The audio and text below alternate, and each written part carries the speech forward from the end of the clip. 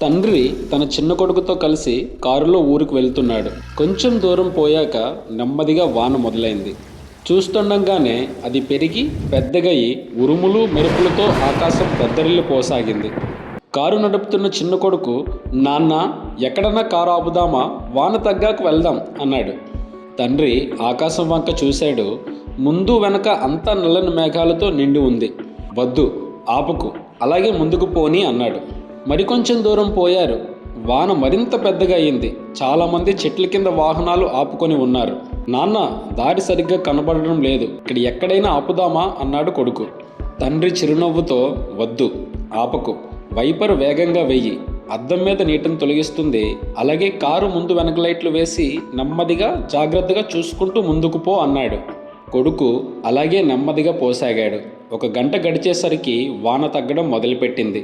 మరో పావుగంట దాటాక పొడినేల కనబడింది. ఇక్కడ ఆపు అన్నాడు తండ్రి. ఇక్కడెందుకు నాన్న, వాన అసలు లేదు కదా అన్నాడు చిన్న కొడుకు. ఒకసారి ఆపి వెనకకు తిరుగు చూడు అన్నాడు తండ్రి. కొడుకు కారు దిగి వెనక్కి చూశాడు. వెనుక ఒక్క వాహనం కూడా లేదు. దూరంగా ఆకాశమంతా మేఘాలతో నల్లగా మూసుకొని పోయి కనబడింది. తండ్రి చిన్న కొడుకుతో, మనం అక్కడే ఆగిపోయి ఉంటే ఇంకా ఆ వానలోనే చిక్కుపడిపోయి ఉండేవాళ్ళం.